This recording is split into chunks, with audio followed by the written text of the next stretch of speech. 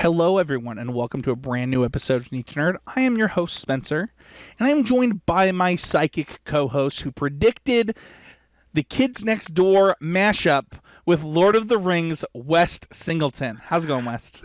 They went on a very long trip to take a goldfish to a toilet bowl so that they could flush it away.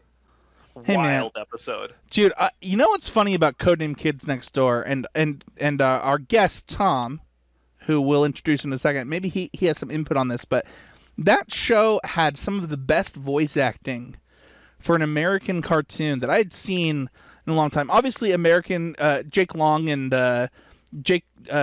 American Dragon. Jake Long is up there, and Avatar: The Last Airbender and Korra are up there, but Kids Next Door's voice acting is chef's kiss.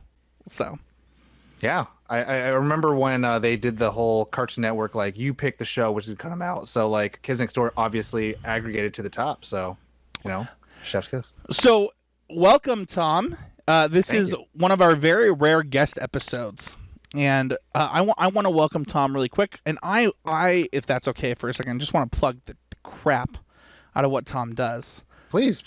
Thank you. Because I think that the longest I've ever been a Patreon of anything is actually at this point Need to Nerd. Wrong show. Nerd On. Wait. This means that Tom needs to become a patron forever. No, that I am my Patreon? Because for me, it's your podcast, Spencer. I'm still a patron of constructed criticism after all these years, and that was the first thing I ever was a patron of. Yeah. So Nerd On the podcast, we have the guest from my actual favorite podcast right now. I'm not just saying that because Tom is here. It is legitimately my favorite podcast. Fun fact, the first crossover we were supposed to do with Nerd On was years ago. Mm-hmm. I was actually supposed to have Corey come on the YouTube channel, talk about Magic the Gathering, and our schedules just never lined up. And that's just from me being an unreasonable busy person. But Tom, I'm too adult. Yeah, I mean it's my fault. I'm sure Corey would have been. You guys have important people in your lives. I'm lucky. I'm single. I have no responsibilities. I'm free for everybody. Well, Tom, as I introduce you, you obviously are one of the hosts of my favorite podcast, Nerd On. Which, by the way, is just a great name, especially the catchphrases it gives you guys. Thank you. Yeah, if they didn't have theirs, we would have stolen it. I don't know. You could fight us for it right now. But yeah, I mean, it was like it was a combination of many things, like Rock On, and I thought of, I'm a big comic book fan, so I thought of the Human Torch and Flame On. So it's like, yeah, you get your nerd on. So it was almost Nerd Out, but then that was already taken. So I didn't know that. Yeah, we definitely looked through. So I feel like that podcast probably could have gotten a sweet new logo after Knives Out came out, because they could do Nerds Out. A chair full of nerds, just like that's great. Tom, you also, if I'm not, you live in LA and work in film. I do work at the industry. I work for NDA, undisclosed, off the air. Yeah, I work for a network where I work with many live action television shows that people would know of if I dropped the names for. That's super awesome. I want to give you a second to talk about. I mean, I guess you can't talk.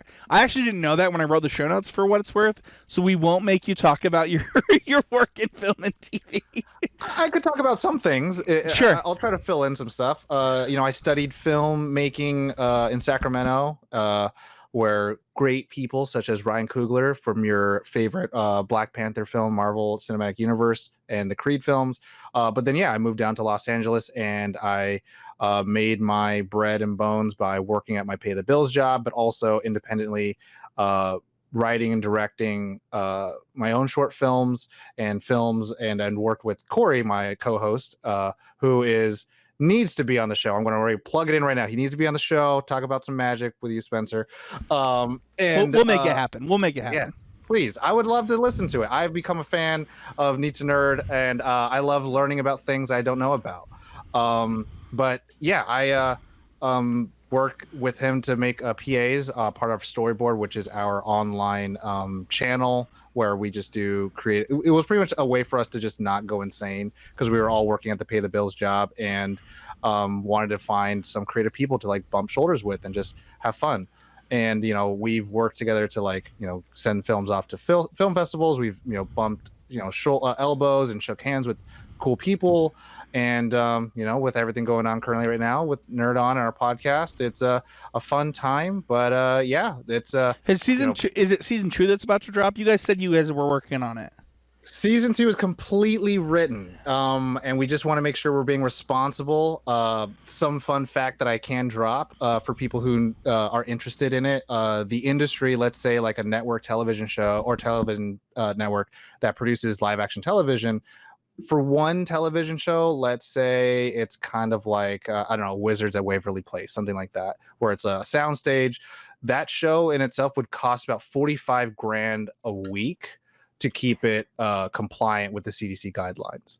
So it's just really hard to do so. And some friends of mine who are working on like Warner Brother films, who work as like personal assistants, they're saying like how crazy it is and how detrimental it is. Like when it gets shut down, it pretty much shuts down the entire production. So keeping everyone safe, but also like being economically responsible. So that's awesome. So your podcast is actually sponsored by the headset that I'm wearing and the mic that you're using. So I want to give you a chance. I believe in letting creators shout out the things that they love. If you want to, you're welcome to shout them out. Yeah, I mean, this is Hype Mic from Apogee, and then we also use Odyssey headphones. But Apogee has been really phenomenal and fun for us to work with. Shout out to Cody Clow, who was kind of the first person to reach out to us, and because of Josh, actually, they knew each other the time before Nerd On, and they let us in. They brought us into the Apogee Studios down in Santa Monica. That's where we had our first live show. But these Hype Mics have pretty much allowed us to make this podcast possible, or allowed us to even do podcasting over the internet because, again, keeping safe and CDC guidelines. Before we were in the studio, we use all these different ones with all XLR cables. And for that, again, I always bow my head down. I'm like, I don't know, I'll do the video stuff, but all the audio geniuses, all the editing, please refer to Josh. And then these Odyssey headphones, I have played around with like Sennheiser because, independent filmmaking, you for sure play with you wear different hats, and so you try to go for what quote unquote the industry standard is, and there's Rode and all that stuff. But these Odyssey headphones that are the open back LCD ones are like really comfortable, really great, and they really were because a necessity, because we wanted to make sure that they were comfortable for us to wear for long periods of time. And I really like use this whole setup for whenever I'm playing D&D, when I'm playing Twitch, when I'm talking with friends online, making a podcast, when I'm calling friends, because it's important to connect with people that you love, with family, and use it over FaceTime and Zoom calls. So yeah, absolute wonderful package duo between Apogee Hype Mic and the Odyssey LCD ones. So I'm just gonna shout out your sponsor right now, just Please. Because you're on the show, and it was so funny too because I actually went in your Discord and I was so mad because your guys are. I mean, I'm just gonna throw you guys under the bus for a second. Please. But your website was broken and there was not a link to. Josh actually texted me, but for what it's worth, this is the best headset I've ever owned. I've got the Odyssey Penrose. And dude, it is unreal. It's got a Shure mic attached to it, so the mic attached to my face would not be. I've got a audio interface in front of me, and I'm sure that I have like 15 Shure mics around my house, like nice. Just ready for me to use, right? But the audio quality on this mic and headset is so good that I don't even like worry about it for podcasting. Spencer. What? How long ago did you plan that you were going to wear your jersey that matches these headsets? Yeah, you got a real nice drip going on right now, man. It looks dope. Dude, thank you. I've not figured out my matching for shoulders up yet. I'm still working on shoes. Dude. Hey man, moneymakers right here. You got it. I got the Speed 16 Oregon Ducks jersey on. Woo. we gotta represent. But I actually would not have known about this headset without your guys' podcast. I like to let people shout out their sponsors, shout out their stuff. But I want to give you like 2 minutes really quickly. Why, if somebody likes the show, I've obviously said it's my favorite podcast. Is your show. Why should somebody go and check out Nerd On if they like Need to Nerd? Well, I think one thing that we really worked hard to try to maintain was to talk about these pop cultural things. Obviously there's some more things in the mainstream, but it wasn't just to kind of create like an echo chamber. I think it was more to almost demonstrate that for people different, even with guests and different hosts at sometimes, can have a conversation around TV shows, films, comic books, video games, and all have different perspectives from different walks of life, and come together and celebrate the things that they love, and or even explore the things that they don't know. So when we talk about a topic, much like one today, there's going to be someone that grew up with it. There's going to be someone that kind of like researched it and came into it at the first time, and we want to like lower that window of entry so that whenever someone jumps into like One Piece, they don't feel like, oh my god, it's daunting because there's over 1,000 episodes. But it's like, no, it's fun. We're celebrating. You're here with us now. I wish I could recommend One Piece at like a higher rate than I do, dude, because it's so good. But like, I don't want to like put people through it. It's so funny too. Just really quick on the One Piece subject. When the pandemic started, I was like, oh, this might be like, I have like 2 months to like watch something. Maybe I'll watch One Piece. And I like have watched a bunch of other stuff and didn't watch One Piece because like, you know what? No, I'm not like spending my time that way. I definitely could have watched One Piece over the stuff that I did. But really quickly, because I'm one of the segments we usually have on the show, we don't have is hype it. We originally was sell it, like sell this thing to the audience. I'm gonna do this for West right now. I'm gonna hype it. Nerd On to West. They have an episode with the man Jeff Nimoy West, who, if you don't remember, is the voice of. Do you know? If I don't remember, it's Tentamon. And he. I'm assuming child of Leonard Nimoy. I don't think he is. He is a second cousin twice removed. Yeah. And he has that on his blog. But the voice of Tentamon, who I believe is one of your favorite Digimon, West, is they have an episode with him. He talks about his film about I think is it called Famish? What is it? Famish. Yeah. It is one of my favorite episodes of any podcast I've ever listened to. So if you like supporting creators, West, like your favorite Digimon, you should check it out. Sick. Do love me some Digimon. Let's go into our let's talk about what we're talking about this week though, because we're not just here to just hype up Nerd On, which is a great podcast. Yeah, I appreciate it though. I appreciate it. Thank you. I am glad, by the way, Tom, that I got you before your podcast even did this topic.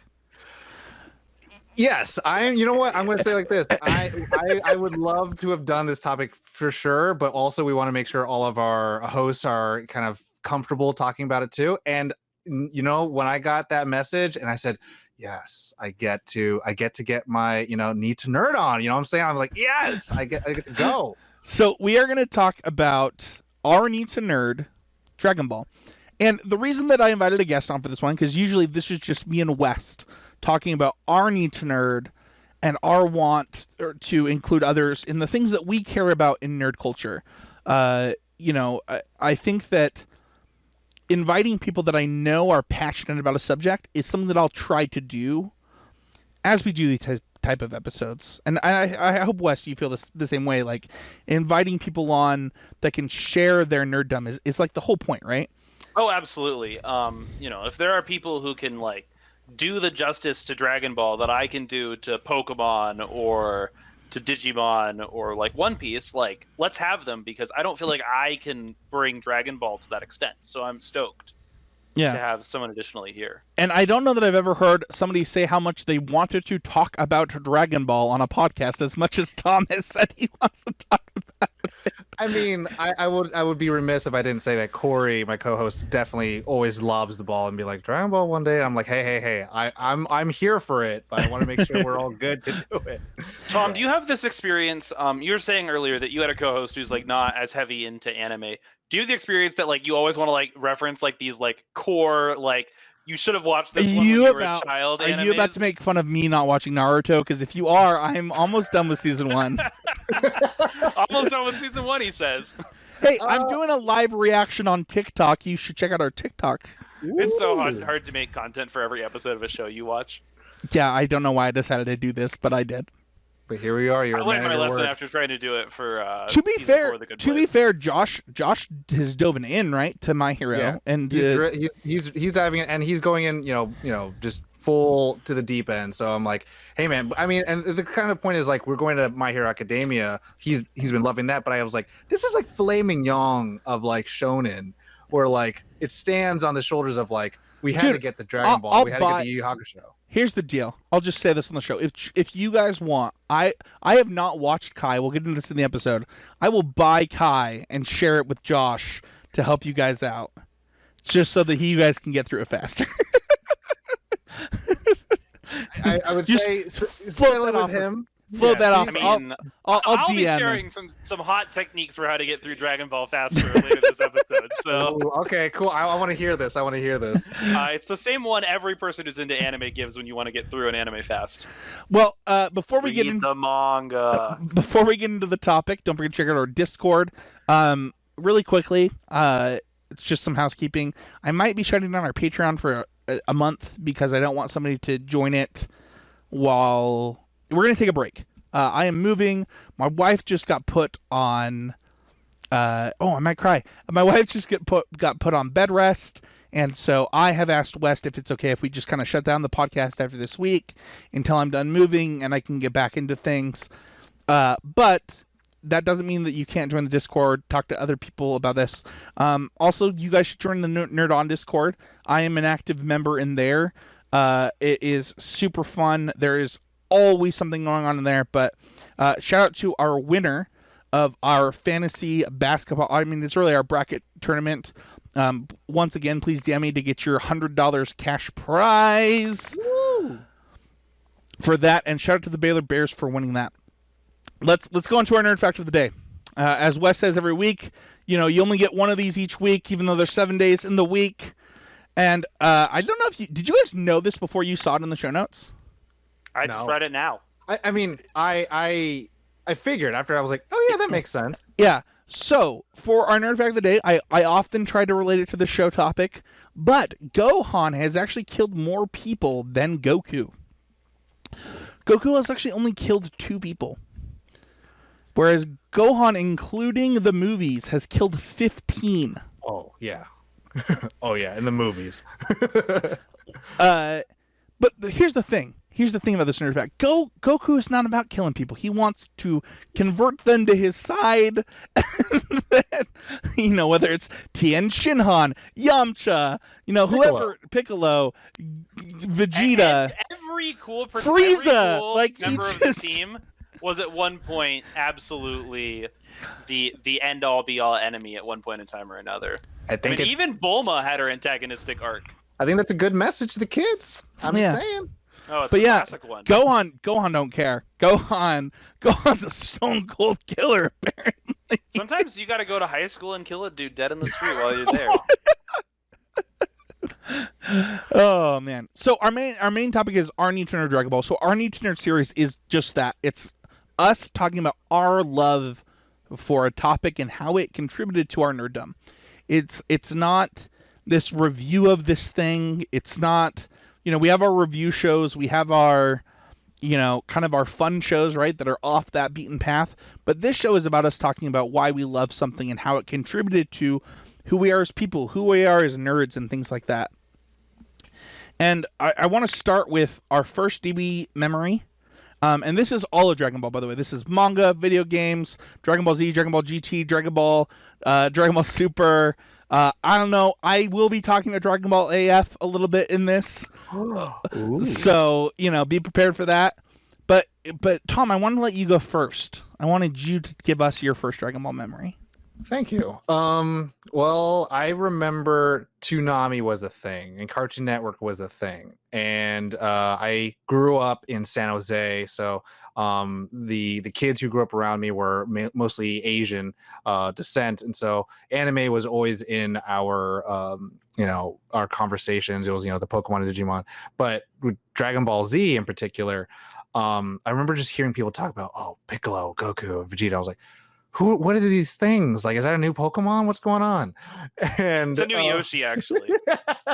It's the new color Yoshi. And I remember in 4th grade and hearing someone's like, oh, you see that crazy fight? I'm like, someone fought? And they're like, no, on Dragon Ball Z. I was like, what is that? And like, gotta go watch from Toonami. I was like, when? They're like, at this time. I was like, okay. And so the first ever episode I watched was during the Cell Saga. And for the listeners who don't know, it was such a weird introduction because it kind of set really wrong precedents for me, because it was the Z Fighters against the villain of the arc, which was Cell in his second form at the time, and this was more of like a everyone run. This we're all is the scared. sickest first episode ever, by the way. And so like I thought, I was like, okay. And so this is when Tien's using Tri-Beam Blast and like making square holes into the ground, stopping Cell from getting to Android 18. And I thought he was the most powerful being. I was like, he's the guy. That's the Goku, right? It was so wrong. And I was just like, but this guy's gonna come in like at the end of the Cell games. And like, no. And I was like, why isn't he cool anymore? So it wasn't until like later on watching Dragon Ball that I actually got the full breadth of like, this is Tien. I was like, okay, this is why. And I was like, oh, so he stepped up to the occasion, which I absolutely loved. Yeah. Which is his job basically every time. Yeah. Dude, I will do the one thing to distract him and die. my hot take is that never mind. I'll talk about this later. Never mind. Oh. Pocketing our hot takes here. We'll get into it. Putting it in the microwave and making a hot pocket. Yeah, there we go. Hot pocket it takes. I'll go next. My first memory. So I actually don't know if this is the first episode I watched. Kind of like you, Tom. I had a bunch of friends who we talked about all kinds of things in elementary school, but the first episode I think I remember watching was a Sunday that I was sick, and I think that it was on ABC Family, because I think it was before it became Fox. Maybe it was Fox Family, then it became ABC Family. Now it's Freeform. Anyway, it was the episode where Trunks goes Super Saiyan grade 3. So it's like the I think that I don't even think it was called that when I was a kid. I think we all called it Buff Saiyan back in the day. And I think I remember Vegeta calling it Super. Just call it Super. Yeah, I think that was level 2, right? That was what Vegeta did. So yeah, it got really weird. Yeah. So like Trunks, like Vegeta gets hurt and Trunks. Oh, by the way, spoilers. This is gonna be full of spoilers. Yeah. But is this kid Trunks or adult Trunks? Future. This is adult. This is future Trunks in the past. Okay. And he talks to Krillin. I think this is actually why I got so into the show so quickly too. Is his conversation with Krillin, where he talks about training with his dad and how his dad just like ignores him, like straight up is like, I don't care what you're doing. I'm here to be the strongest thing in the world. You go do your thing. I'm gonna do my thing. And then Trunks realized he surpassed his dad, but he wants the approval of this man he's never met so much as his father that he doesn't tell him that he's stronger than him. And after his dad passes out in this fight with Imperfect Cell, or well, now it's Perfect Cell because Vegeta's an idiot. Vegeta. He goes grade 3, and that's the first experience that I had. But I think that I had already talked to my friends about Dragon Ball Z before that. But it also was what got me into Toonami. Like this was it. Like this full blown hit me. I started watching Toonami. No, yeah, I mean, he had like to me, I think Future Trunks had like the coolest transformations. His hair was purple. He had the jacket, the sword, and then all of a sudden he comes out, and then his hair's long, so he's even more cool. This is why you gotta watch the Dragon Ball Z movies too, so you know about that sword. Yeah. Yes. But when he turns to grade 3, he's just like giant, and then his hair looks like bananas. But it was amazing. Yeah, it was super cool. What about you? So like everyone, right? Like my first DBZ memory is like so long in the past, so like it was a one-of episode that like I can't for sure say this is the first DBZ episode I ever watched, but one I can very clearly remember from like way before I had any understanding of what's going on with Dragon Ball. It was actually GT. So it's very possible that like by it being GT, I could like do a little bit of research and disprove that it ever was. I don't know exactly when GT came out, but I remember this episode being about, so Goku's a kid in GT. He gets like, he gets wished back by the Dragon Balls to being a kid again because he was less of a problem then. Not true, by the way. Quote, read some Dragon Ball. That guy was there. He should know. And so like they like need him to become, you know, as powerful as he ever was or something. And so like they're like trying to pull out his tail so that he can go like Super Saiyan the first time or whatever, or like something. And so like Trunks is like walking him through like 100 different techniques or whatever to like pulling out his tail. And by the end of the episode, Goku's done an oopsie and become the big monkey. Does he go golden Azure or whatever it's called in GT? Uzaru? He does not. He only goes with the brown form, but and it's he does that in GT. I don't even remember that. He at first he does because I think it's like relatively early at GT. No, I think it's later because you have to do it to go 4. Yeah, they're fighting Baby at the time, and Baby has control over Vegeta's body. Okay. And Vegeta, that's my favorite character, by the way. We'll get into that later. And I think so far it's like only Vegeta, or I guess like Saiyan royalty, has proven to be like they are in control of their Uzaru form. And it's supposed to be like if you're higher class, then you control it. If you're lower class, which Goku is. So it's wild when it starts breaking down to that stuff. That's so dope. So this episode is going to be a little bit different because there's so much Dragon Ball after all these years. But I wanted to at least give us a moment to highlight the anime. Where it all started. Yeah, well, and I'm going to go first on this one. Please. Because actually my take is like pretty controversial. Oh! I prefer Dragon Ball to Dragon Ball Z by like a lot. I think that Dragon Ball, the anime, is my golden standard for anime. I think that if you are not as good as the Dragon Ball anime, you are not a good anime. Like, that's how good you have to be. And I think that there's a couple of reasons for this. Dragon Ball has its problems. Master Roshi, you know, the sexualization of Bulma, things like that. It wins a fight at one point. It's so frustrating. But the thing is like as a kid, right? Like I'm supposed to find Bulma attractive. I'm, you know, whatever old I am and stuff like that. But the thing about Dragon Ball is it does such a good job of storytelling. It is maybe like the standard you should set for how to tell a story. You know, and one of the things that people complain about Dragon Ball Z's power creep or Dragon Ball GT's power creep all the time, Dragon Ball does not have that problem. It is Yamcha is like a relevant villain for a lot of Dragon Ball. It's great. It plays a lot like what I think Hunter x Hunter took a good lesson from it of like each power or each strength or each level of power, it comes with its own cost, and it's never easy for the character. Yeah, and the thing is that I love how much Goku develops as a character, especially because of the trope that Goku has become. Like, we'll get into this later, like how I just really hate the bad father tropes of Goku. I'm like... Yeah, like Goku gets like idealized, like he's like crystallized in form at the beginning of Dragon Ball Z and like doesn't learn a single thing. Well, also, like, if you had zero human interaction until you were, you know, how was he, 12 or 14 or something? Like, you know, who would you be as a person? But one of the good things that Dragon Ball does is it gives you these moments of, like, what happens if you put this kid who's been taken out of society that is not from Earth? I mean, we don't know that at this point, but I think Dragon Ball does a really good job as an anime to pull me in, and you get to really know Goku, like, you know, his love for his friends, his want to do good. Dragon Ball is I would be shocked if it ever falls out of my top 5 favorite animes.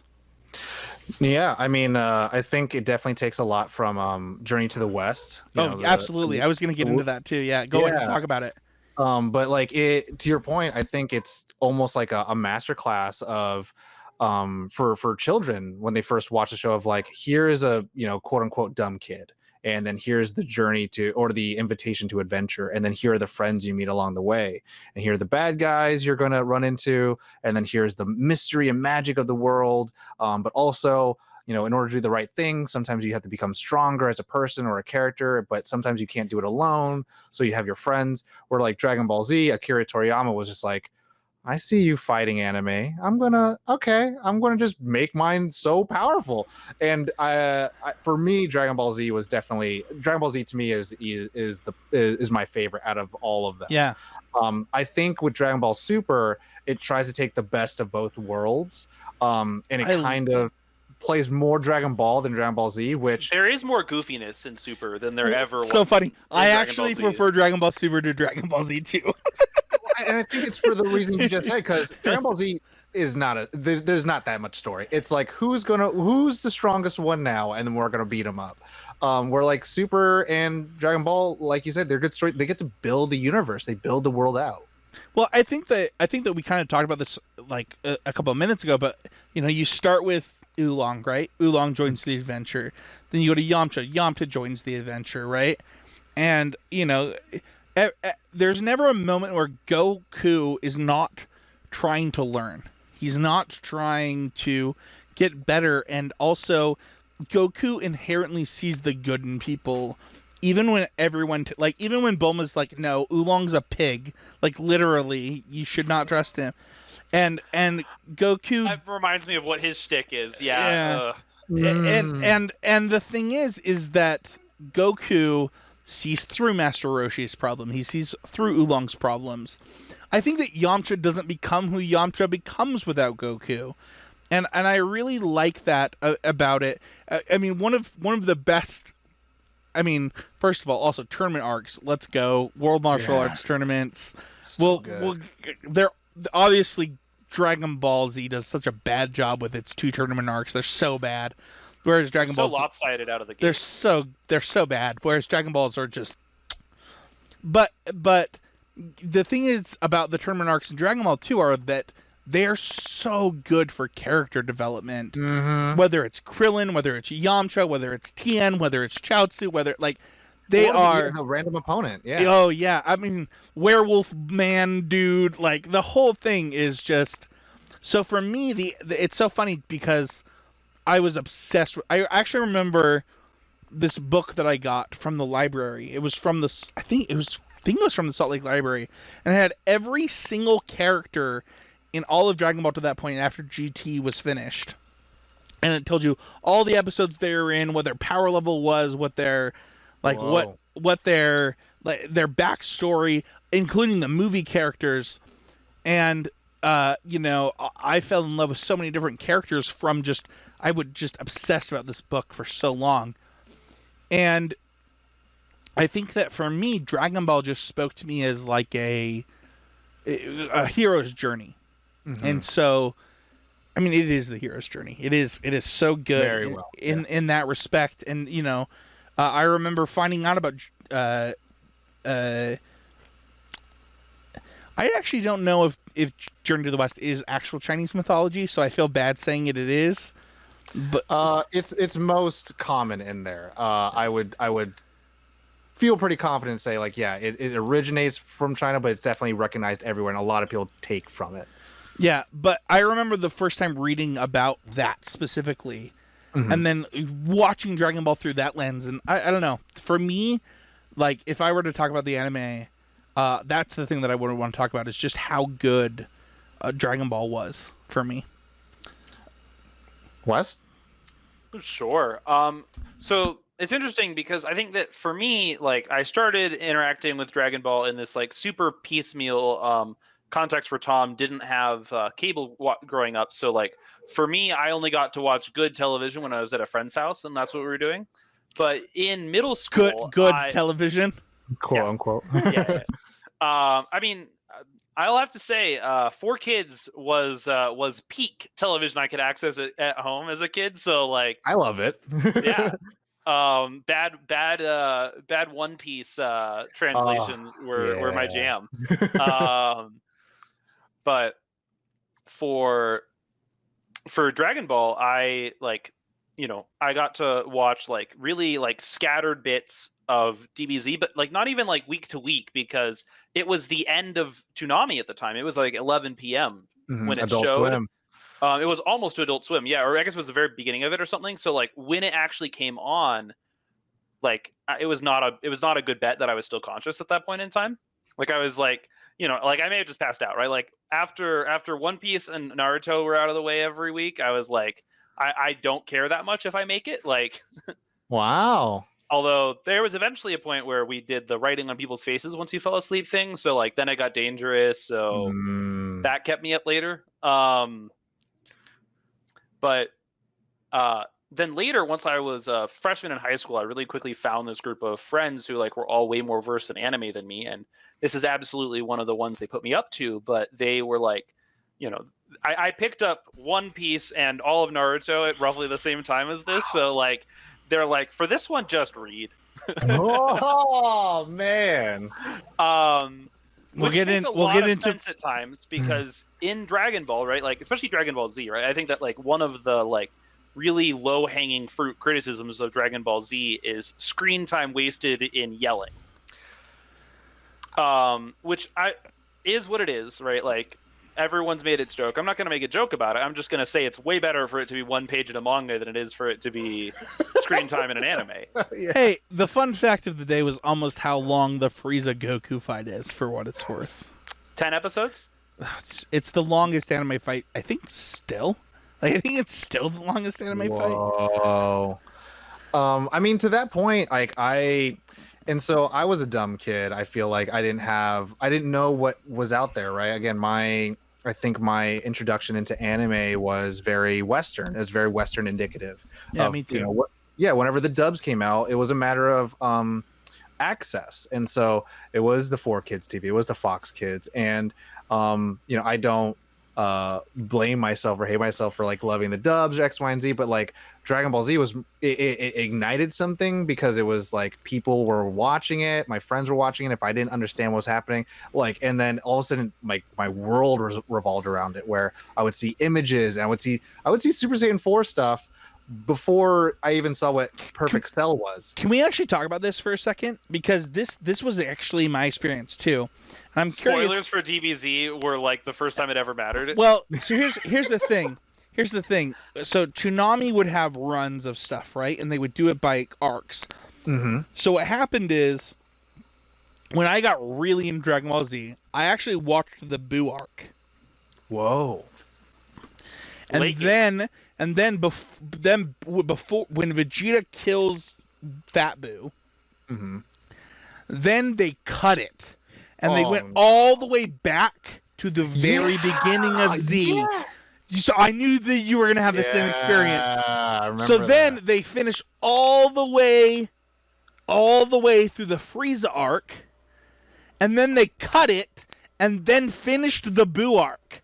So I actually never saw the Cell arc on Toonami. Oh man, that's rough. Ever, never, ever. I remember watching it, but I do remember when they were doing that, and it was really weird. And I was like, "Yo, this is how they're making us remember." And I remember there was a moment, and I don't know how it happened, but I remember there was a moment where you would have Dragon Ball Z, and then later on after that at 5:30 or something like that, they would have Dragon Ball. Yes. So what I was gonna say is Dragon Ball didn't do that. Dragon Ball straight up just did the whole anime. So this might have to contribute to how much I love Dragon Ball. By the way, is that I just gotta watch it as it's like not disjointed. The other thing is I didn't watch Toonami on the weekends.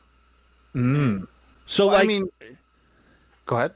So like when I watched Dragon Ball Z, like I watched it every night at the same time. Dragon Ball Z, and then whatever the other thing was, whether it was Yu Yu Hakusho. I was watching Seinfeld. I was so unlucky at that hour. Yeah, Or you were really intelligent as a kid. For me, I wouldn't have It understood. all went over my head. Oh, It was just after The Simpsons, so Okay. I'm not gonna turn it off. But yeah, like for my anime experience, like there was that like I watched Dragon Ball Z out of order. Yeah. And you started at the most wacky arc ever with Majin Buu. Hey man, I all I knew is that, you know, I don't know. That Hercules guy was whack. Yeah, Hercule was weird. I mean, the Majin Buu whole storyline of like Goku's gone, Gohan's a superhero, and Krillin's a policeman, and it's like what happened? And it's like completely, it's just this non sequitur. And I think Akira Toriyama went on the record of being like, I didn't know what to do. I just wanted Gohan to be the hero. It was, well, the other thing is like, you know, it was supposed to end with Frieza. You guys wanted me to keep going. Then I did Cell. You guys wanted me to keep going. Like, what am I supposed to do now? But I did blue guy. I did green guy. I guess I got to do pink guy. I didn't do green guy. Everyone, come on. And then also I'm gonna bring purple guy. That's gonna be a movie. Give me just a minute. Eventually. So Tom, you it's your turn. You got to talk to us about like your anime experience. So you know, as Wes very eloquently pointed out, the very low hanging fruit of Dragon Ball Z criticism or Dragon Ball criticism is yelling to infinity, long episodes, fillers, X, Y, and Z. For me as a kid, I felt like this is just normal. And I almost credit like my patience towards things because of it. And so when shows don't move so quickly, sometimes I feel like shows move so quickly, or films or even live action stuff moves so quickly. I'm like, let me kind of absorb what's happening and create precedence. And that was the one thing that I think Dragon Ball Z, for all its faults, gave me such a good grasp on. I was like, they knew how to make things feel very epic. Sometimes it falls flat on its face, like how Hercule comes and kind of saves the day. You know, it's like, oh, whatever. But that's kind of cool. But Dragon Ball, like, again, I feel like with all the good work and good grace Dragon Ball did, Dragon Ball Z ran with it and then struck like a mainstream audience, where we were talking about the different lineups on Toonami, where I remember like crying to my dad, being like, let's not go grocery shopping today. Today, Goku might turn Super Saiyan 3. And this was during the Cell arc, so no way it was going to happen. That's actually...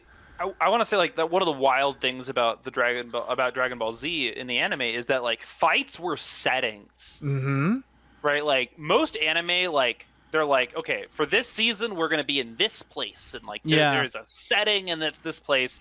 For Dragon Ball Z, it's like the setting is whatever. We'll fight on any planet. We'll fight when we're dead. We don't care where we're fighting, but it's the fight that's the setting.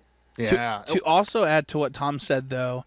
I'm actually in. My wife had not seen a lot of Dragon Ball Z, and I didn't know that until later in our marriage. And so we're actually in the Cell saga right now. Ooh. She's seen all of Buu, so you know she knows how it all ends. But I am 99.9% sure that they actually didn't do Fake Namek or the alien spaceship episodes on Toonami. Is the Fake Namek with Cooler? No, Fake Namek is these are filler episodes. So when they think they're on Namek and they're actually those like mind control people. You know, I may not have watched those. I'm like 99.9% sure they're not on Toonami. I read the manga. Yeah, so you know what I'm talking about. I have no idea. Yeah. Wait, you have no idea? Well, yeah. I mean, I guess I would know. Like, oh, I mean, maybe they're not in the manga. I don't know if they're in the.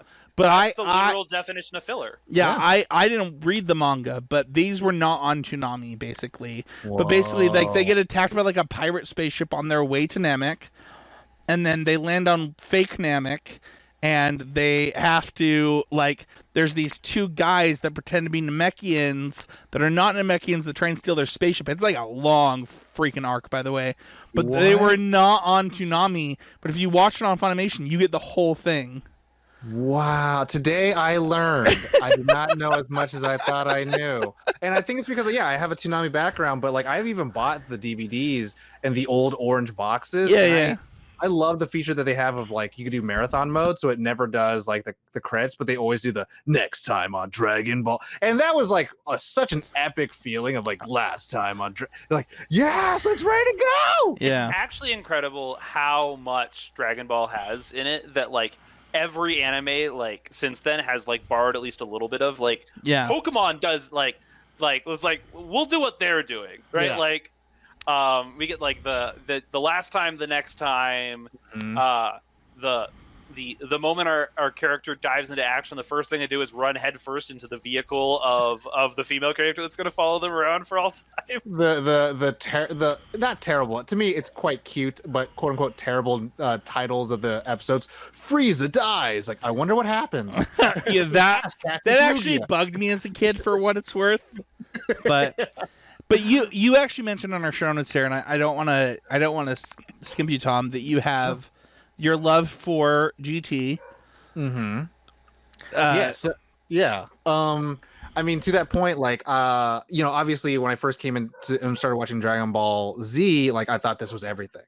And then I saw Dragon Ball and I was like, this is wimpy Goku. I'm not going to like this. This is going to be lame. But as we were talking about like the weird, funky, time slots, like I would cry that I may not see Goku turn to a Super Saiyan 3 or whatever, but then with Dragon Ball going on, I was like, this is just a nice like kind of like dessert, and I'm going to watch the show. But then it ended up becoming where like, all right, Gohan's playing softball, whatever, and then Goku's about to go into the tournament, and Goku's about to fight this guy who needs water for his village. I'm like, dude, this is harrowing, so like, good, emotionally harrowing. It's like okay, he's gonna work with Master Roshi. Okay, Master Roshi could run this thing in like 5 seconds, while everyone else could do it in 9 and 12 seconds. I'm like, oh my god, it was really cool in that way. But like, yeah, with GT, I was actually telling West before the recording that like I really enjoyed GT because it felt like a animation and art style wise was a normal progression. But it got a lot of, I think, flack because it wasn't from Akira Toriyama's brainchild, but it was asked from someone who wanted to continue the storyline. And I liked the Super Saiyan 4 transformation. I liked that we kind of recentered around Saiyans, but we talked about it a little earlier with Super. It has kind of like the fighting intensity of Dragon Ball Z, but then when we're not fighting, the fun and enjoyment of the ensemble. When Dragon Ball Z kind of came around, it kind of became like whoever is the villain from the last one is almost not important, and every character that's not the new character is less important. Like I remember when Dragon Ball Z came out and like Supreme Kai was there, I was like, this guy's gonna be cool. And then how unimportant he became like 20 episodes later. And then what happened with Tien, how Piccolo became, like I'm the good dad, but also like I'm not that important anymore. I'm the good dad to throw you through a wall. Yeah. Hey man, people love the dog on Goku. Like it's it's not that like to totally dog about. I feel bad because it's like I would like Gohan ends up wearing his outfit and wearing Piccolo's outfit, but then later on when in was it BoJack Unbound, he wears Goku's outfit, which is like, oh, this feels good. But then later on, even in the Buu saga, he wears the Piccolo. No, he wears Goku in the Buu. He first wears the Piccolo, and then when he turns Mystic, he's like, I'm gonna be like my dad, and it's like, okay, I'm here for this. But yeah, it's I feel like Super kind of like threw in more reasonable new power level things where like after Super Saiyan 3, it was kind of like I can't tell who's stronger anymore. So fun fact, I don't know if you guys know this. I did not know this until researching this episode, but Super Saiyan 3 was because Akira Toriyama actually forgot Super Saiyan 2 existed after the break. So I just like wrote another Super Saiyan 2. Yeah, they just forgot that Super Saiyan 2 existed when they wrote it. Wow. Unmuddy this for me. Was Fusion before or after Super Saiyan 3? Technically after. It was like it might be the next episode for what it's worth. It gets muddy because I mean, do you guys count, like obviously you're not supposed to count the OVAs, right? Well, so that's a good point. The movies also mess this up a little bit.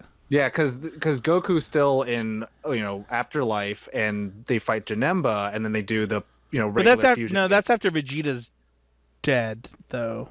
Is it he's dead, or does he wish for Vegeta? I thought Goku's dead. Vegeta's dead. Okay. When isn't Goku dead? So actually, that's another one of the what could have been a fun fact. Goku only dies twice.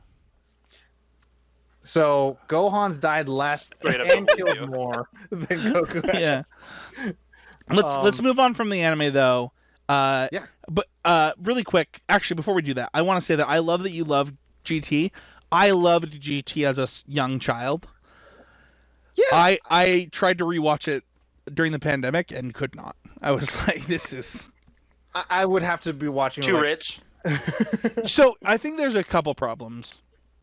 The biggest is Trunks. What they do to Trunks is pretty hard. Dad? No, I mean, kind of, but it is just not Trunks. Like the writing is not true to the source material becomes the problem if you've like watched all of it. It is what they do to Trunks. People really hate Dragon Ball GT because of the comedy aspect, but I think that actually is true to the source material, and I don't mind it. Yeah. I think that the comedy's fine, but it's the other stuff. Like Baby Vegeta is actually just I think one of the coolest characters. 100%. And I think to your point, yeah, the comedy is like kind of true to itself because I feel like Goku being kind of I don't know any better, and I think everyone's a good person plays more to me than what I see in Super, where he's a little bit more like I'm just here to fight and I don't care about saving people. In that sense, and I have to blame Toonami or Funimation's dub because they really made Goku like almost Superman. The whole speech, and we can compare between Kai and the non-Kai dub. I've not watched Kai. Yeah, so Kai has they try to be more close to the source material, and so Goku's like speech to Frieza, which a lot of people like to point out in the Funimation dub, is he's like Frieza's like, "Who are you?" And he's like, "I am the protector of the universe. I am night. I'm the light in the." Are you about to like break my heart to know that is not true to the manga? Because I'll be. It's not. Oh no! He's like, and he says like, "I'm like I'm the savior. I'm Goku. I am the nightmare, or nightmare to you." And then in the actual Kai and closer to the manga, he's like, "I'm the one who's here to defeat you." And it's just like. Nah, he's not here to save people. He's just here to fight. That's so funny too, because like it's the only time that he refers to himself as Son Goku in the dub. Like I think in the entire dub even. Yeah. And that was actually because of how respectful that oh my gosh, I can't remember the dub actor's name, but he really wanted to be respectful. He says to Japanese culture and how much they respected Goku. So that was the only time. Sean Schemmel. Sean, thank you. And he really wanted to be respectful there, so that makes me sad to know that he both was trying to be respectful and also was not true to the original source material. But I mean that's the thing where like sometimes is the sub though is the sub that way? I think that's the real question. I think the sub has the Kai dialogue. Oh, interesting.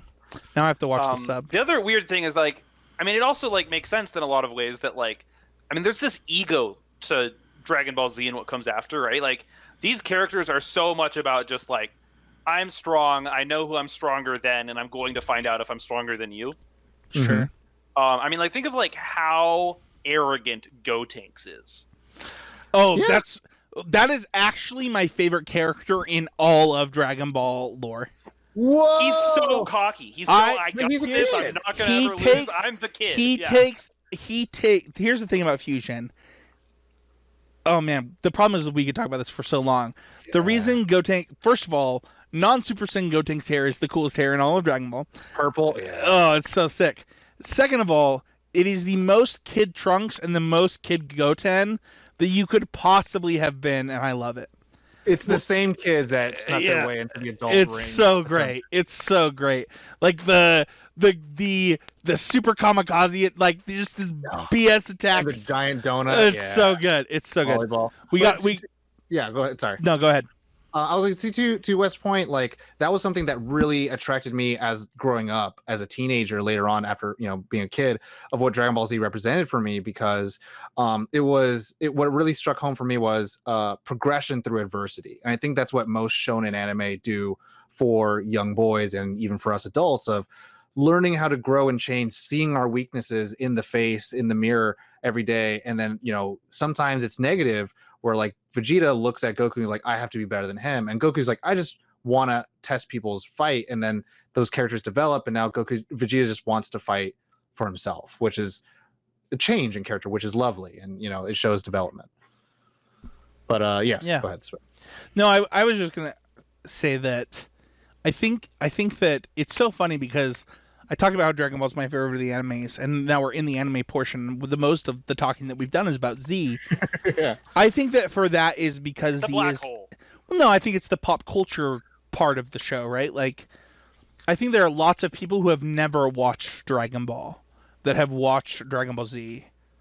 I think that, and I think that so many of them were told the next chapter is GT, and that it's bad that they never went back and watched Dragon Ball. It's so sad to me. Yeah. But yeah, I would honestly recommend if anyone start with like the first arc, the Saiyan arc, or the Raditz arc of Dragon Ball Z, and then start at Dragon Ball, and it's like then now you race to the end, and then you want to continue. That's how I would start it. Oh, I'm going to give a hot take right now as we move on to our Breath of Dragon Ball segment and just talk about it. And once again, I'm going to go first, and I'm going to give you my order of how I would consume this content. Ooh. Oh. So the very first thing you should do is watch Dragon Ball. Before you do anything else, set yourself up for success, care about these characters, and just watch all of Dragon Ball. It is one of the best 5 animes of all time, in my opinion. It's good to know that Krillin was cool at one point. Krillin's cool the whole time. He's the strongest human to ever exist. Yes, he has his potential unlocked by Guru, and also he is married to the strongest like Z fighter woman in the group. And spoilers. No, I'm just kidding. It's all 20 years old at this point. But yeah, I think that you should start by watching Dragon Ball. Go in knowing that there's some. It's from its time. Yeah, Problematic. it's from the 80s. Yeah. But I do think that Dragon Ball is that good. It's so funny too because I just finished watching the Babidi tournament arc just the other day, and oh man, it's so good. You mean the one where? Oh, that's not her name. What is her name? Videl? No. In Dragon Ball, where he fights the fighters because they have to get a wish from Roshi's sister. Or not a wish. It's like the Baba Yaga arc. Yeah, it's What's her name? Yubaba. Yubaba. Thank you. I just finished watching that the other day. It was so good. But that's how I would start. And then I would go straight into playing Dragon Ball Z Kakarot. And just not even watching the manga. The anime. Or watching the anime. And then I would not actually recommend watching GT Next and would watch Super. Whoa. And then I would consume the rest however you want. And so that's just to understand it. Get your full first breath. Yeah, of it all. exactly. Okay. For context, I have not watched Kai. Mm-hmm. It is maybe Wes can correct me, but it is actually really hard to get Kai. The only way that I've actually found is to basically buy it on YouTube or Prime Video at this point. Literally never tried. I remember watching it when it was airing, and as someone who loved Dragon Ball Z, I hated it. I watched 3 episodes while it aired because my brother was watching Naruto Shippuden or whatever it is at the time, and it came on after that. Oh, probably on Toonami during the weekdays. But here's the thing, and we'll get into this when we get into our favorite pieces of Dragon Ball content, is that I think that the cutscenes, like if you are in a video game to enjoy the content of the video game, the story of the video game, Kakarot will tell you the story of Dragon Ball Z better than the anime will by a substantial margin. There's like a Ooh. lot of Dragon Ball games out there that do plot recaps really well, actually. Yeah, So just playing a game. Yeah, so Kakarot's then not new, like in that regard. Like it's probably the best. I've not played Exactly. it, Yeah. but like so my impression of like Budokai Tenkaichi 2, of oh, like all the Budokai all games. games So the- are so the good Budo- at just plot recapping. The Budokai games also like to add stuff like Vegeta going Super Saiyan when he kills Nappa and like stuff like that, where it's like that did not happen. But like Budokai 2, like for example, was like one of my favorite games growing up. We used to like get people into a house and like go into tournament mode and like do that kind of stuff. So for me, like my breath of Dragon Ball is obviously where I said. I then watched Dragon Ball and Dragon Ball Z and in the way that I said. But like, man, the Game Boy, I actually have a couple videos on this YouTube channel if you're watching there. I mean, talking about I did retro reviews of Dragon Ball Legacy of Goku, Dragon Ball Legacy of Goku 2, and I do plan on releasing my Boost Fury one here in the near future. But like Dragon Ball Z Legacy of Goku 2 and Dragon Ball Z Boost Fury are actually just some of the best video games I've ever played. Yeah, they're great. They're so good. And so like if you like video games and you like anime, those are also great places to start. But yeah, for me, like my breath of Dragon Ball is almost all anime and video games. I did read a little bit of manga because of Dragon Ball AF, and we have not covered that yet in this. But I don't know anything about that. Okay, so Like, people I've seen were images. I've for sure seen images. so people were Wild how much Dragon Ball content so desperate for Dragon Ball content that after GT ended, people just made stuff up. Like, I just know the famous Super Saiyan 5. oh white yeah, hair. the silver evil go. To be fair, they straight up stole from AF for like Super and stuff for what it's worth. So True. like the story of AF is basically that Goku is wished evil by the Dragon Balls, and Oh. they've got to fight him, and then all kinds of crazy fusions happen. Like you get Piccolo Gohan is like a really cool one. You got to look Father at son right there. dude. Like there are some cool Trunks Vegeta is another one that happens. Like there are some. I mean, as Tom said, the images are sweet. But yeah, like the Dragon Ball AF was like something that I dove into around the age of like 15, 16 to like just get my Dragon Ball fill. I just wanted it to be so real. In the vein. Yeah. Hey man, but the thing is that eventually I remember when I actually remember the day I was at work and somebody's like, Dragon Ball's coming back, like they're making this new Dragon Ball series. I was like, no. Like no they're not. And then Dragon Ball Super happened and I was so hesitant because of trying to rewatch GT as an adult that I was pretty scared to watch it. Eventually watched obviously the two movies once they came out on dub and just dove in. Like the problem is that they did the movies are canon because they did the movies as like full-length episodes in Super. Arcs, yeah. And I just skip the seasons, watch the movies. The movies are better. But man, they were so good, so worth it. I watched both Battle of the Gods and Resurrection F actually in the theater with my wife. That's awesome. And they were beautiful. And obviously the movies are something that like were a huge part of my Dragon Ball consumption. I actually remember the first time that I got to watch History of Trunks. And I actually think History of Trunks might be one of the best movies ever. Like, not like it is so good, and oh man, I might cry. It is like if you just watch, if that's the other thing, you have to watch History of Trunks the second after he's introduced in the show. Like before Gohan goes Super Saiyan 2, like you should watch History of Trunks.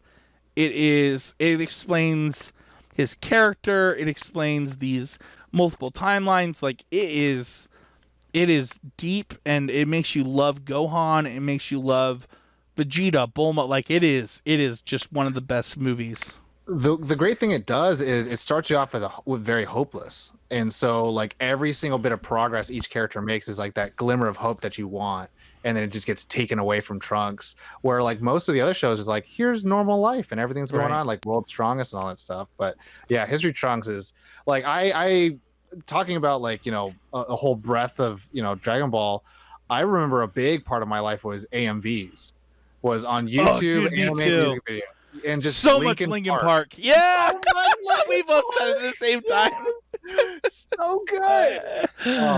And Trunks is just perfect for Linkin Park. Straight up, I remember when What I've Done came out, like when that song came out, and it was just mono Vegeta AMVs, and like, I'm not even gonna lie, I don't know that I loved Vegeta before the song What I've Done came out. But after that song came out and those AMV came out, I was like, I get you, Vegeta. Like, I understand you now. Majin Vegeta got me at early time. What I want to do, my next tattoo will be the Majin symbol. Like, because I absolutely loved Majin Vegeta. Like, there's so many good moments for me with him, but I know he's not. I think he's, for like all the dude bros, we love him, but then all the people who actually I think that Vegeta is a really good example of this character where you're set up in a toxic world, and the protagonist's foil. Well, not only that, but like, you're set up to believe these things about yourself, that you're just set up to believe a bunch of things that don't necessarily have to be true. And it's like, how do you overcome these lies that you've been told since you were a small child? And then, they're perpetrated by your father, then you were lied to about your father, then you were lied to, like, and it's like, what am I? Like, if my dad's lying to me, if Frieza's lying to me, like, what actually am I? And then you watch this kid that your father told you is trash, Frieza told you is trash, just like surpass you, and you're like, what am I doing wrong? What is life? And I think that Baby, don't hurt me. Well, I think that when Vegeta overcomes Babidi, and he's like, no, you don't control me, and the real reason I'm doing this is to prove to Goku that I was always better. Yeah, and that line is like, you may have my mind, but you may have my body, but you'll never have a Saiyan's pride. Dude, the Saiyan, when he yells Saiyan's pride is so good. But yeah, my breath of Dragon Ball is at this point more video games than it is like the other stuff. Like, I eat up Dragon Ball video games. I am quite jealous because I have not yet procured myself a copy of Kakarot, and I played it at E3, and I'm just like, I just want it, but I wanted it for PS5, and I haven't gotten one yet. Dude, so it is literally, if you took the story. My wife and I actually were texting about this because I was playing this. I actually texted you two about this on Twitter. I DM'd you guys on Twitter, but I was like playing this. I completed the Cell Saga before this episode, and it's like you take a bunch of the stuff you love about Breath of the Wild from Zelda. You take the Dragon Ball story, Dragon Ball Z story, and then you combine it with like freaking like a regular Dragon Ball Z Budokai fighting game all into one, and it is unreal. Like, it is now my second favorite video game of all time. Like, it is only behind KOTOR. I think that is how high this list's for me. You just sell it to me. That's what you just did. You just hyped it up. We do a lot of that on this podcast. It is unreal. If you like making recipes of food and stuff like that, like you do in Valheim or the other stuff, you do that in this game. If you like world exploration, you have to find you can find the Dragon Balls a bunch of times. I gotta stop. I told you guys, you guys to stop me. But it is funny that you mentioned like you can make a bunch of food, and I was like, you mean all the names of the characters? Dude, she actually made a joke about it. My wife made a joke about it, and then I was like, no, straight up, one of the things that you can do is make super meals when you go home, and Chi-Chi makes you a super meal, but you have to bring certain ingredients, and it gives you like a special power up from Chi-Chi feeding you. It's pretty dope. But yeah, that's my breath of Dragon Ball. What about you, Tom? For me, so this is kind of like to say what would be the perfect like way to get people to watching it, Dragon Ball Z, or just kind of like my everything that I know about it? Yeah, what's your breath of it? Like, where is your... Tell us about the deepest niche. of No, Dragon don't. Ball. we already talked about Super Saiyan 5. Oh, I'm gonna go like I'm gonna find one that I'm gonna tell you all the one that's like so impossibly obscure. It's like it's so good. I mean, for me, like I lived and breathed on and breathed on on Toonami. So like we talked about the funny time slots, but like the films were like really big for me. Yeah, that was the only time that I watched on the weekends too. I remember when what is the one with the tree? Tree of I Might. can swear that I think growing up, I thought those were inconvenient because they took away from the other anime. Because they were so well done. Whoa. Well, no, just because they so like crazy. took the time slot of other animes I wanted to watch for that week. Oh, Dude, I remember. I think the first one I ever watched was Tree of Might, and I was like, "What in the world is this?" evil Goku.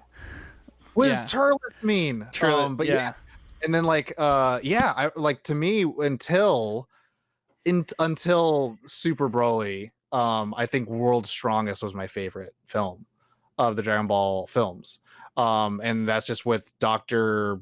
not Jiro, but another doctor who just wants Goku's body, and he fights all these people in this like weird Lovecraftian like lab, and it's like really fast-paced like animation. And the films I think are just phenomenal because they have movie budget, it's anime, so obviously there's not a lot of budget to begin with, but like they have a feature film, like, okay, cool, you're going to be able to have more time on the keyframe animations, and you're going to have more time with the different artists. Is that so like is that the one where the aliens come to fight the Earthlings, by the way, and like at the beginning?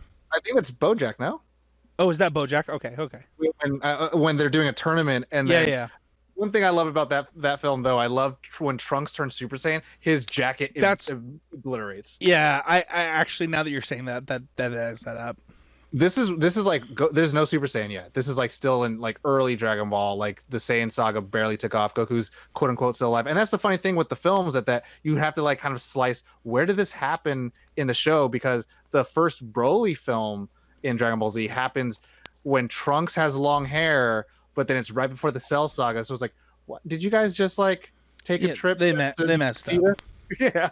So I thought that was fun, but no, I mean, I think the films were phenomenal for me. I'm very much in the same way where Legacy of Goku on the Game Boy Advance was just like amazing for me. All of the Budokai games, Budokai Tenkaichi 3 was absolutely my favorite, when you could like just make your own builds of characters. I always went with a Goku that can go to Super Saiyan 4, and then my friend would always go to a Broly would had like every life bar. I was like, dude, come on. It's funny about the Legacy of Goku thing, because if we're going to talk about this, if you have not played any of them, you need to play Legacy of Goku before you play the other ones, because going back to Legacy of Goku is an absolute miserable experience. After you've played Legacy of Goku 2 and Boost Fury, that you'll never want to do it again.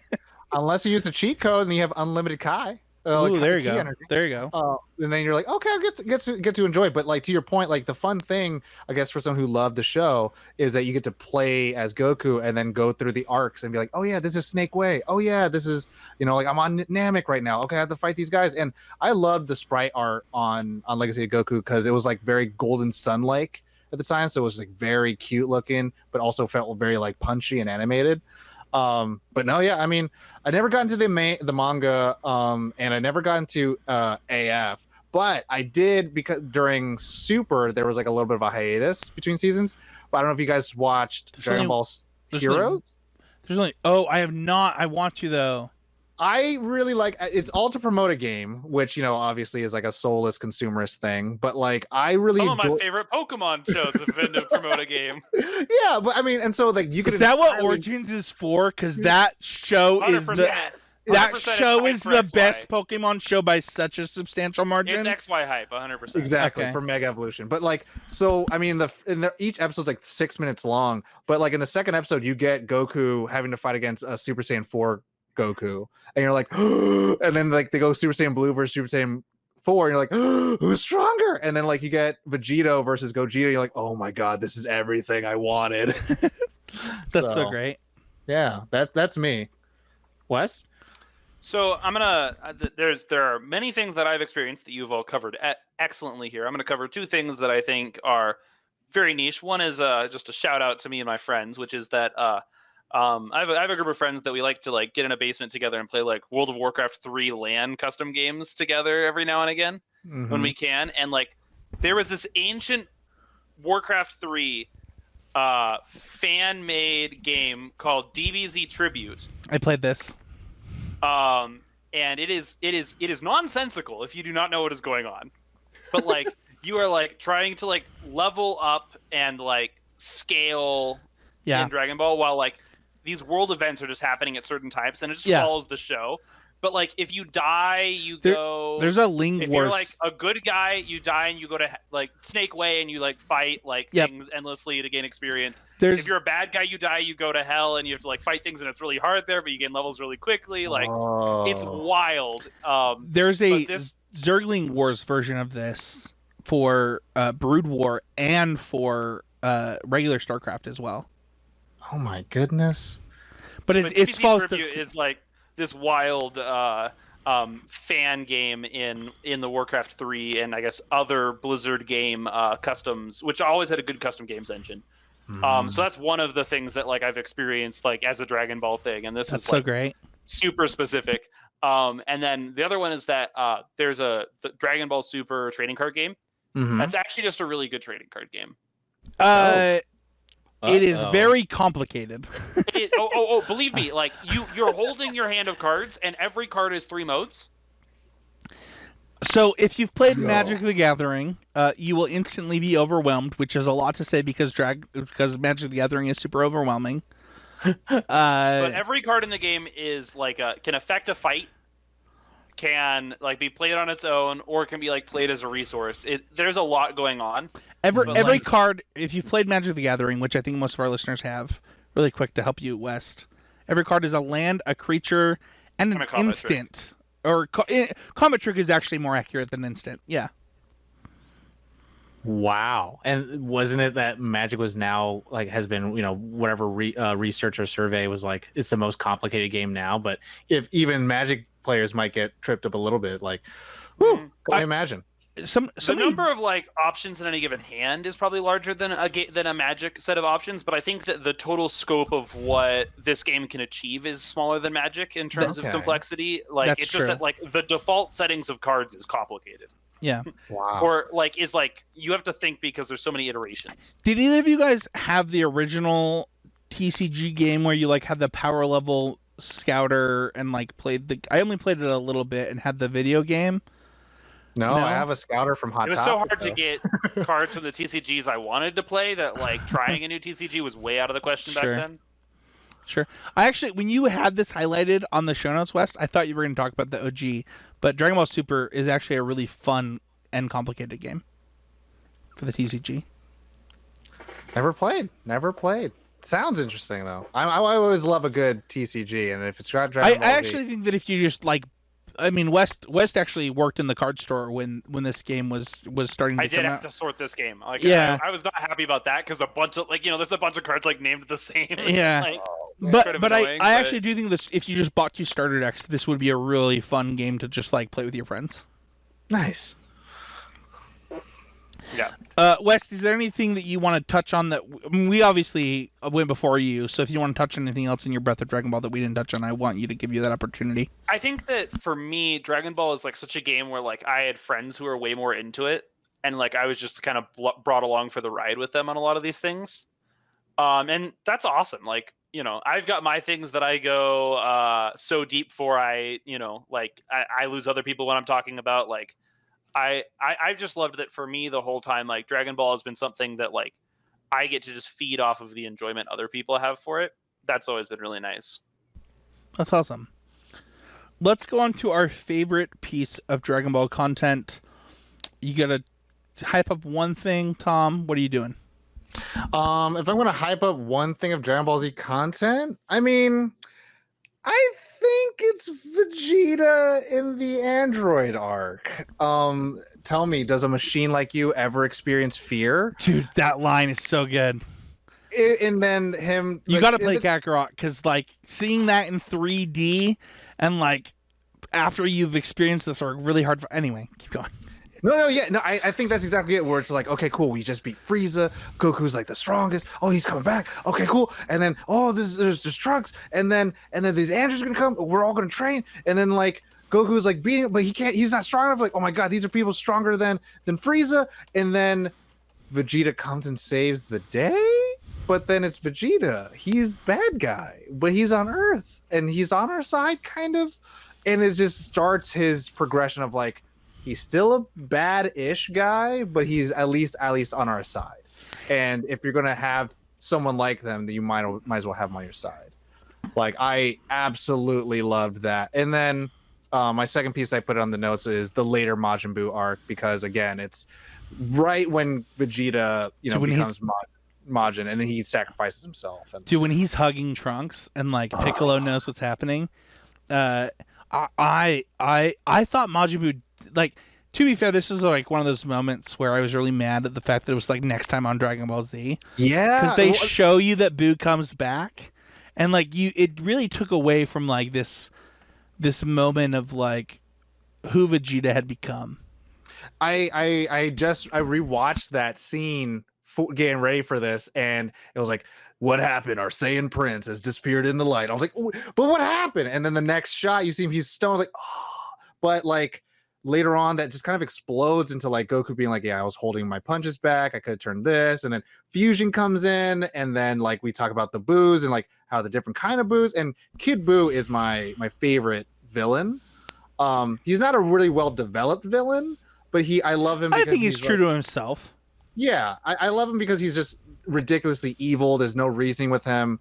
He's almost like, and it's why you would think Goku would wish that he would come back as someone else. So I think that when we do our villain episode, we should include Kid Buu, by the way, Wes, because I also love Kid Buu, because I like when they don't try to be complex.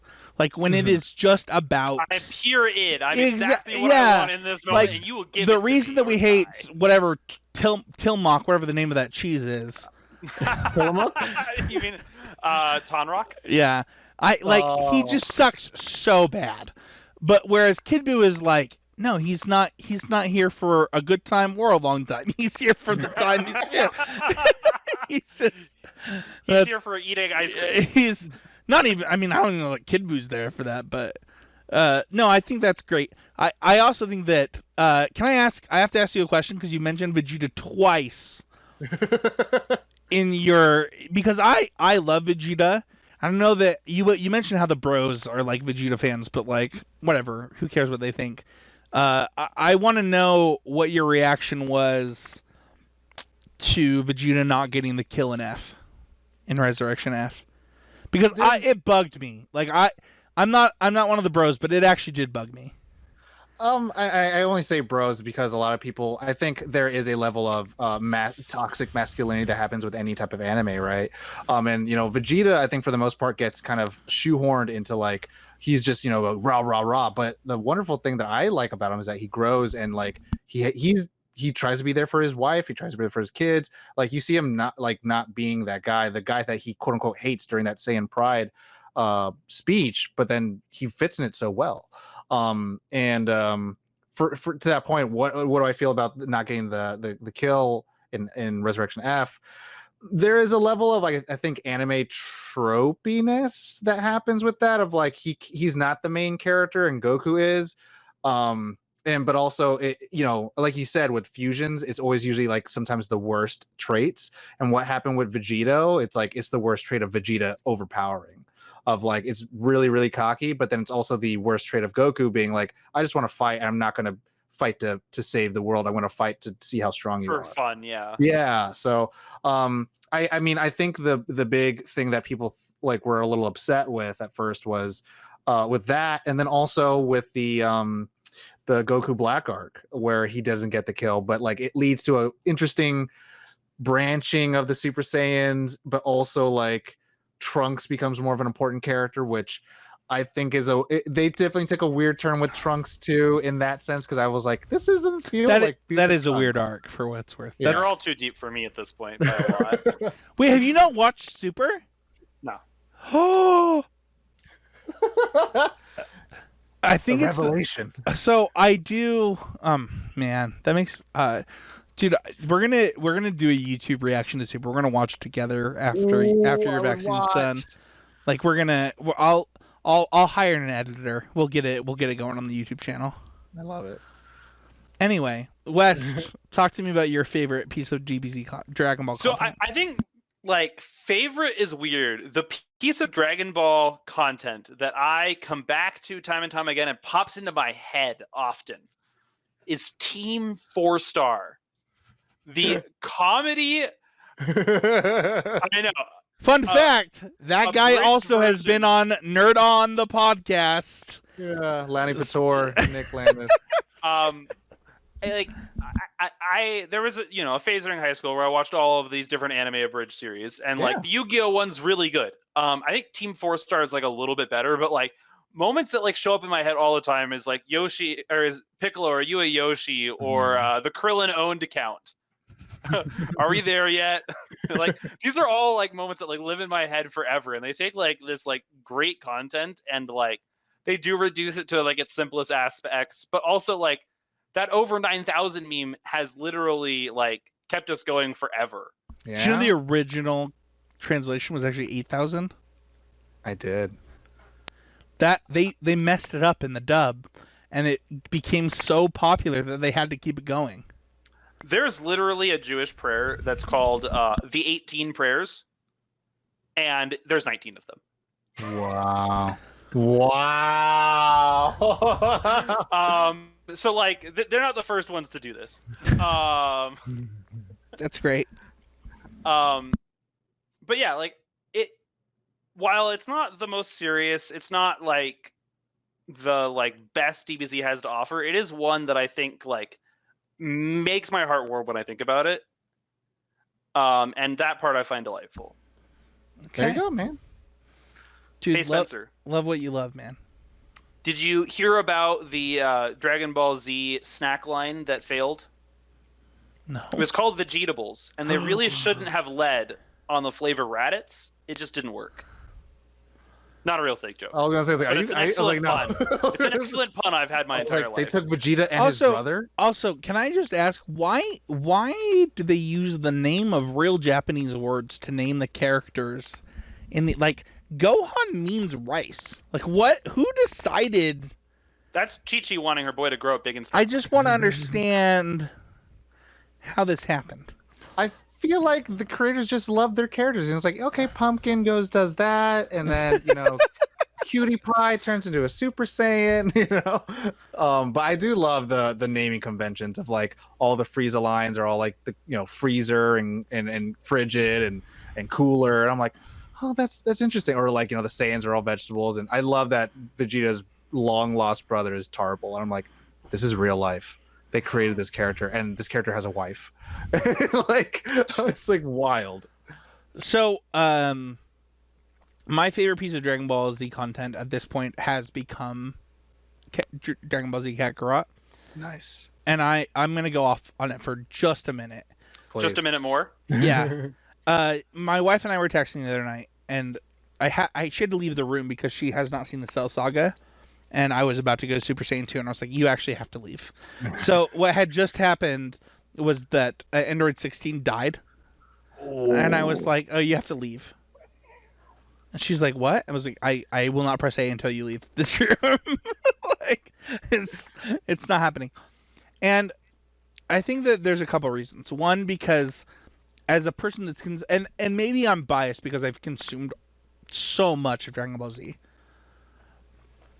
But you can find orbs across the world in different places that about in Dragon Ball. Whether it's you go to Yamcha's house on the map and you can see when Goku meets Yamcha in the desert. There's like an orb that shows you that story and things like that. So there's like a lot of nostalgia in it. So if you want to know more, you get to know more. You can also turn on auto text mode where it like basically just plays everything as a movie to you when you beat a fight. Oh yes. And like I as somebody that just beat the Cell Saga, like it is so good. and it cuts down. I assume that Kai is like the same way, but I haven't consumed Kai yet. But like it really breaks down the show into the integral important parts of like character development and what things matter, and it brings this world to life without the filler. Like I don't have to put up with however much time with Frieza. I mean the time that I spent on Namek in this video game was really fun. Like I really enjoyed it. The cutscenes with Vegeta, things like that. And there is still one more piece of DLC to come out. So I'm going to get the Beerus arc. I'm going to get the Resurrection F arc, and I assume I'm going to get the Tournament of Power arc once I've completed this game. And it is absolutely a work of art. Like it is when you say next gen console and getting a story from a next gen console, like this game does it. Oh my goodness, I'm gonna buy it right now. Spencer, when you say it reduces the game, the story to its most integral parts, keeps all the good stuff, you do mean like it gives you a lot of time to explore different poses with Ginyu Force? So fun. So actually, one of my criticisms of the game is that I can't just play as Tien, right? Like I think that could be post game content. Like I said, I've only beaten up to the Cell Saga, and it makes you follow the story. And I think that I might have had I've had Tien as a side character and as a character that follows me around, and I can do quests alongside Tien Shinhan, but like you very much follow the story. There's additional stuff, like additional bonus content. Like there's a couple that's on vacation on Namek during they're like an alien couple, and like they're on Namek when you're fighting Frieza, and they like give you a side quest, and you're like, you need to leave, and they're like, yeah, but we need this special cuisine that's only on Namek before we leave, and you have to go get them this cuisine. And then they show up on Earth later and stuff like that. That's really fun. But one of the things that it does is like I talked about those filler episodes, right? That Tom had never heard of, and they're not in there. Like you very much get the. So I can't get my driver's license with Piccolo? You actually do get your driver's license. That's it. That's all I need. That's all yeah. I gotta buy that actually is one of the quests to get your driver's license. Yes. You can get a car. You can get a walking robot as well. There's a couple of upgrades to the vehicles you get in the game, but it is one of the best video games I've ever played. My bias. It's so funny too, because like Dragon Ball Z is my least favorite. That's probably not true. Dragon Ball GT is my least favorite, but like Dragon Ball Z is like not even close to like my top 10 favorite animes of all time. But this video game is so good. Like it's unreal. It is, and I loved Legacy of Goku 2 and Boost Fury. So. But yeah, that's my favorite piece of Dragon Ball content. I want to really quickly cover the things where Dragon Ball sits in our life today. West, I want you to go first. Where does Dragon Ball sit in your life today? Like, where is it in your need to nerd? So I don't know where I'd rank it. Like for me, it's like, as important. Like I have to know Dragon Ball and Dragon Ball Z to understand anime as much as I like need to understand the Bible and the Odyssey to understand any work of fiction. Right? Like. It's so like so many tropes got built out in this show. Yeah. So many like things that we just expect of an anime these days got built out in this show, and so many characters from all over different animes are like taking essences of these like very memorable characters in Dragon Ball and like walking them down a different path. Yeah. And it's actually incredible. And like that's one of the things I think I most keep with, and the other one being that Dragon Ball Z is all about like how do we find the time to train. You just go into a time chamber that you break the laws of the universe, or you do extra gravity, or like but like, and like I think that's like something really interesting is just like they take this optimistic view about the value of training and like how it can really like change things. Hashtag always improving. Let's go. And it totally like is like a it takes it very far right in one direction, but like absolutely I think that like a little bit more time spent like really training to get better to win at the things you want to win at is something we could all use. Yeah. Yeah, I think I always thought like, yeah, I can just train, and then they're like, but why are our grades so poor? And I'm like, I don't know, man. It's like I don't study, but yeah, You got to train in school. yeah, I'll go next of where Dragon Ball sits in my life. It's kind of like the first love that I get to look back without the bittersweetness, like with the bittersweet of like, oh, that was my first love, and I'm happy for them or X, Y, and Z. But with Dragon Ball and Dragon Ball Z and just the whole franchise, I'm really glad that it's like continuing on now, and it gets to be something for people who were born after like Dragon Ball even came out or Dragon Ball Z even came out. And it's always going to be my favorite anime, no matter what. It's always just going to have that place in my heart. And I'll know 100% and full well that there are better shows and there are better, well-told stories.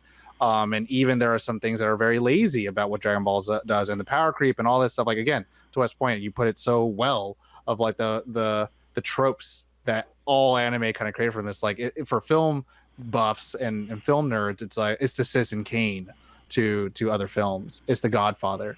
So yeah, I to me, like, I will always think about, like, I still like want to buy, like, when I get my own house and stuff like that, like I want to get like a set of the Dragon Balls and like a full armor. Are they You there? have some?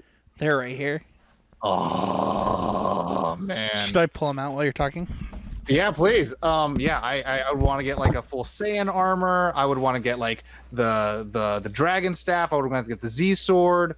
Obviously, again, having my own shrine of nerdy things to have, but like there are so many things in the Dragon Ball world. Like I would love to eat a sensu bean one of these days. Why does the food look so good in that show? It's just unreal. Yeah, that's anime. Exactly. Food, like. I think Akira Toriyama has everything for food that Miyazaki can bring to the table on that one. Like, just the true masters. Like it's like when you're an artist and they just say like, go draw food for a while. Like, go do still lifes. Like it's you just got to be able to do that, and then you can make everything else seem compelling. If you can make food seem real in your medium, you can make characters seem real in your medium. I like that. That's very good. Spencer? It's funny because like Dragon Ball, the universe, right, is what got me into anime.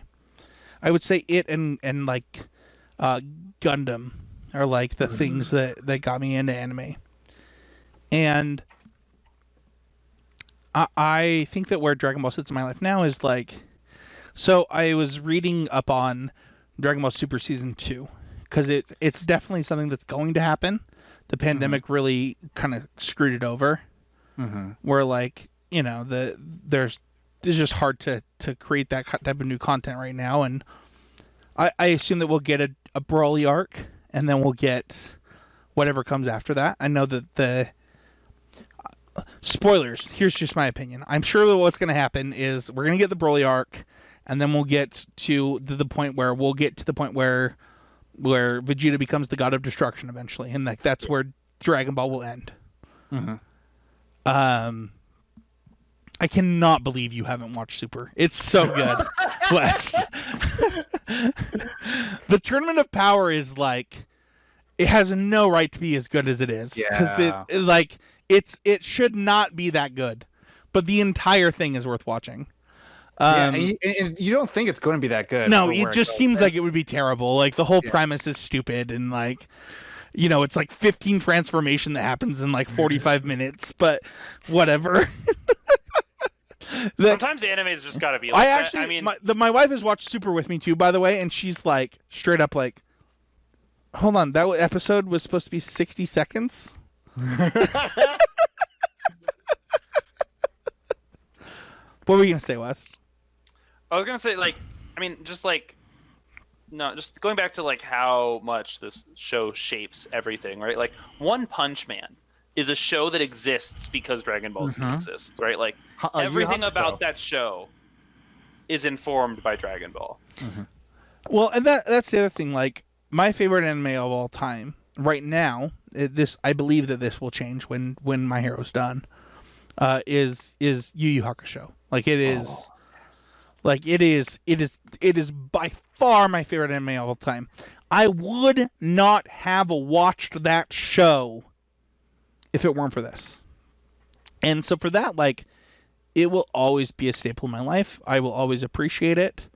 And like even as the years go by, as a kid, I didn't really understand the problems that Master Roshi had, but like now as an adult, I do. But I think that as I grow up, I will still be like, you know what?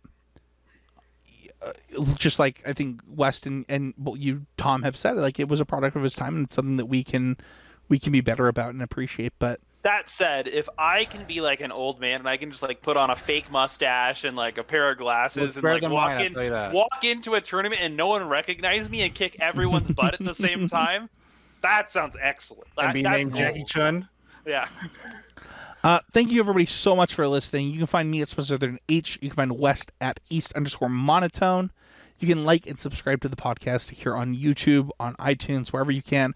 We will be taking a break until at least May 1st. It might be like a week or two after that, but we will be back after that. If you can review the show before then, that'd be greatly appreciated.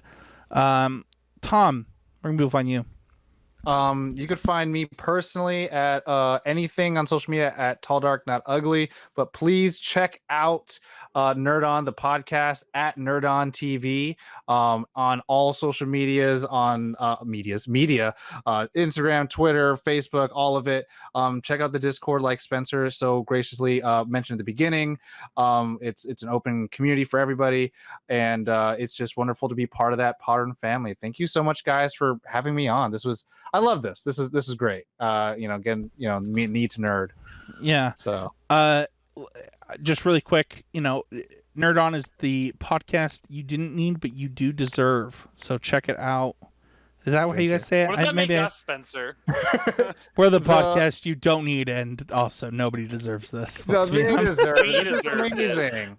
I love this show. Yes, but yes, Spencer, that's how you say it. Yeah, I was supposed to say goodbye, give West a minute to, make things awkward. But before we do that, Tom, I just want to say thank you.